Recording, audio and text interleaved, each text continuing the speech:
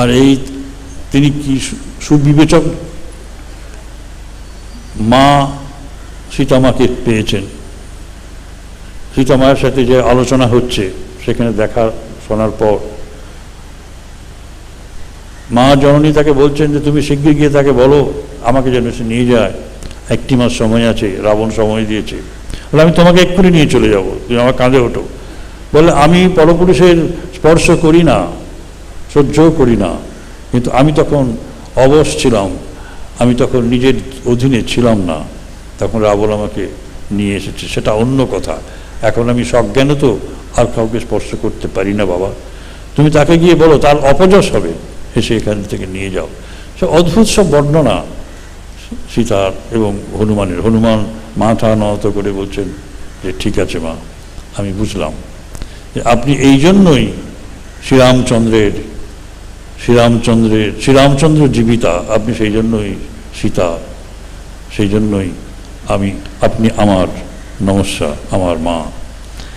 তা সীতার আদর্শ সেটি তো মানে এত অল্প সময়ে বলা যায় না। আপনারা জানেন যে অত্রিমুনির আশ্রমে স্বামী বনবাসের সময় তারা গেছিলেন, সেখানে অনসূয়া ছিলেন। অনসূয়া দেবী বৃদ্ধা, তিনি সীতাকে আশীর্বাদ করে বলেছিলেন দেখো 4 রকমের নারী দেখি, উত্তম নারীর মনে পতি ছাড়া অন্য কোনো পুরুষ স্বপ্নের মধ্যেও নেই। দ্বিতীয় নারী মধ্যম নারী, অন্য পুরুষকে নিজের ভাই, পিতা বা পুত্র বলে মনে করে। সমবয়সী হলে ভাই, বড় হলে পিতা, ছোট হলে পুত্র বলে মনে করে। নিকৃষ্ট নারী ধর্ম বিচার করে, কুলমর্যাদা বিচার করে এবং জীবন যাপন করে।